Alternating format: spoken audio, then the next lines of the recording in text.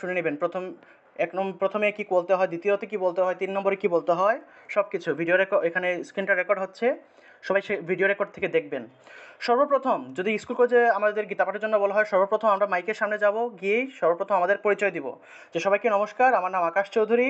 আজকে আমি পবিত্র শ্রীমদ্ ভগবদ্ গীতার 4th অধ্যায়ের 34, 38 এবং 39 নং শ্লোক পাঠ করছি। তারপরে গীতা পাঠ আরম্ভ করতে হবে। ওম হরি ওম তৎসৎ। প্রথমে আমরা ওম হরি ওম তৎসৎ বলবো। এটা 3 বার বলতে পারলে সবচেয়ে ভালো। আর যেহেতু অনুষ্ঠানের শুরুতে এত বেশি সময় থাকে না, আমরা একবার বললেই হবে, ঠিক আছে? কোনো অনুষ্ঠানের শুরুতে গীতা পাঠের ক্ষেত্রে আমরা একবারই বলবো, কারণ এখানে তো এত বেশি সময় পাওয়া যাবে না। সেজন্য 3 বার না বলে একবার করেই বলবো। ওম হরি ওম তৎসৎ। একবার। ওম নমঃ ভগবতে বাসুদেবায়। ওম নমঃ ভগবতে বাসুদেবায়। একবার বলবো। যদি 3 বার বললে সবচেয়ে ভালো, তবে সময় না থাকলে একবার করেই বলবেন। ওম নমঃ ভগবতে বাসুদেবায়। তারপরে শ্রীমদ্ ভগবত গীতা 4th अध्याय ज्ञानयोग। श्रीभगवानुवाच। श्रीभगवान उवाच, उवाच, ঠিক আছে? শ্রীভগবানুবাচ। তারপরে শ্লোক আরম্ভ করবেন। তৎবিদ্ধি প্রণিপাতেন পরিপ্রশ্নেন সেবয়া উপদেক্ষ্যন্তি তে জ্ঞানম জ্ঞানিনস্তত্ত্বদর্শিনঃ ন হি জ্ঞানেন সদৃশম পবিত্রমিহ বিদ্যতে তৎস্বয়ং যোগসংসিদ্ধঃ কালেনাত্মনি বিন্দতি শ্রদ্ধাবান লভতে জ্ঞানম তৎপরঃ সংযতেন্দ্রিয়ঃ জ্ঞানম লব্ধা পরাম শান্তিম অচিরেণাধিগচ্ছতি। তো এইভাবে আমরা 3টে শ্লোক বললাম।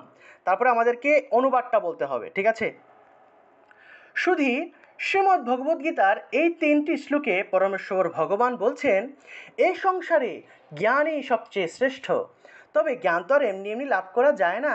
তবে কিভাবে জ্ঞান লাভ করতে হবে সে উপদেশই করছেন ভগবান।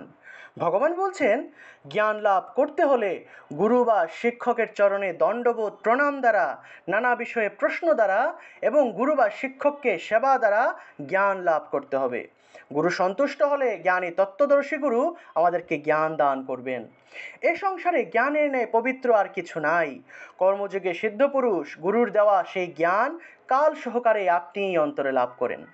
যিনি শ্রদ্ধাবান, একনিষ্ঠ সাধন তৎপর এবং জিতেন্দ্রিয়, তিনি জ্ঞান লাভ করেন এবং আত্মজ্ঞান লাভ করিয়া অচিরেই পরম শান্তি প্রাপ্ত হন।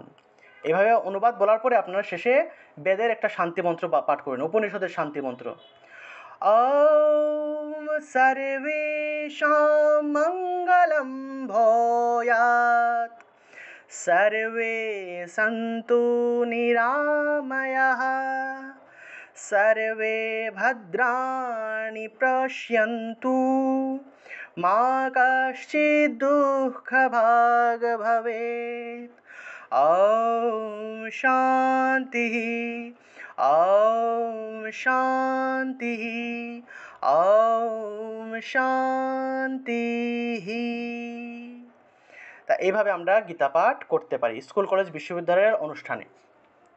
আর একটা হলো জনসভায়, মনে করেন যে কোনো একটা জনসভা হচ্ছে, মিটিং হচ্ছে, বা কোনো এরকম জনসভাতে যদি কোনো একটা সভা অনুষ্ঠানে যদি গীতা পাঠ করতে হয়, তখন আপনারা এই শ্লোকগুলা পাঠ করলেন, অনুবাদ বললেন, তারপরে শেষে শান্তিমন্ত্র পাঠ করে ওম শান্তিহি শান্তিহি শান্তিহি এইভাবে বলতে পারেন, ঠিক আছে?